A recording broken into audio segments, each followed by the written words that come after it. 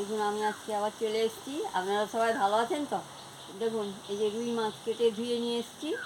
এই যে একটা রান্না বানাবো। চলুন বন্ধুরা রান্নাঘরে যাওয়া যাক, রান্না শুরু করবো।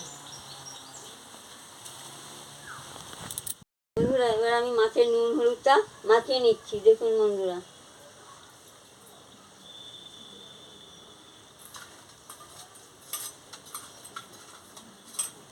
এবার আমি সরষেটা বেটে নিচ্ছি।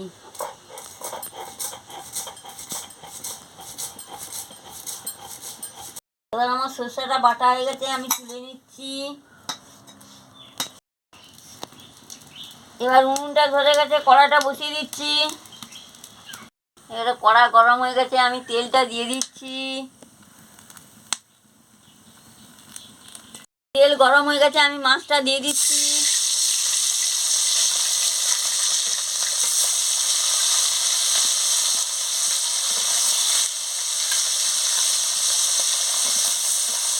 ঝাল হয়ে গেছে, আর এক ধাপটা উল্টে নিচ্ছি।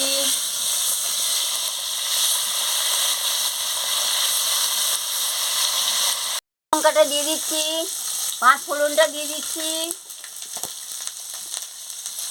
সরষে বাটার জল দিয়ে দিচ্ছি। এবার আমি সরষে বাটার জলটা দিয়ে দিচ্ছি। দেখুন বন্ধুরা মাছগুলো কি সুন্দর ভাজা হয়ে গেছে। মাছগুলো ভাজা হয়ে গেছে ভালো করে, এই জন্য আমি সরষে বাটার জল দিয়ে ভালো করে ফুটিয়ে নিচ্ছি। জলটা দিয়েছি তো, পরিমাণ মতন নুনটা আবার দিয়ে দিচ্ছি। ভালো করে ফুটিয়ে নিচ্ছি।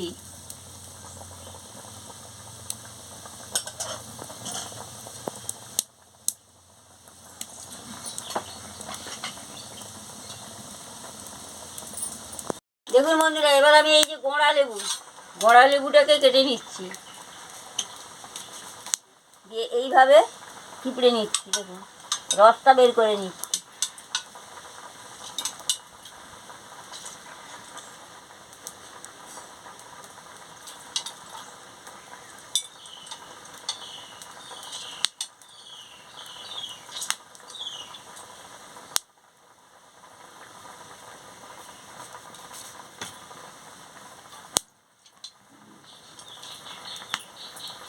এই যে রসটা আমি বের করে নিয়েছি। এবারে দেখুন বিচিগুলোকে তুলে দিচ্ছি।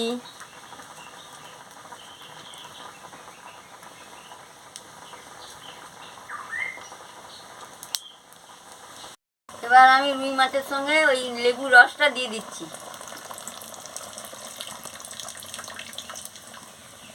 দেখুন বন্ধুরা একটু হালকা করে মিষ্টিটা দিয়ে দিচ্ছি, দিয়ে ভালো করে নাড়িয়ে নিচ্ছি। দেখুন টকবক করে ফুটছে কি সুন্দর।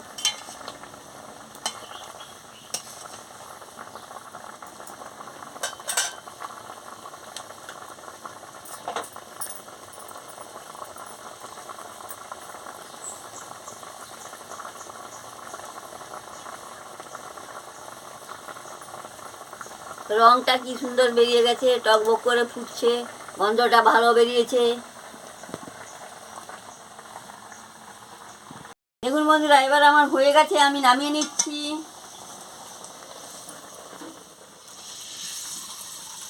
বন্ধুরা এইভাবে রুই মাছের গোড়া লেবু দিয়ে টক বানিয়ে খাবেন, খুব ভালো লাগবে। ভালো লাগলে আমাকে লাইক করবেন, শেয়ার করবেন, মেসেজে লিখে জানাবেন, সাবস্ক্রাইব করবেন।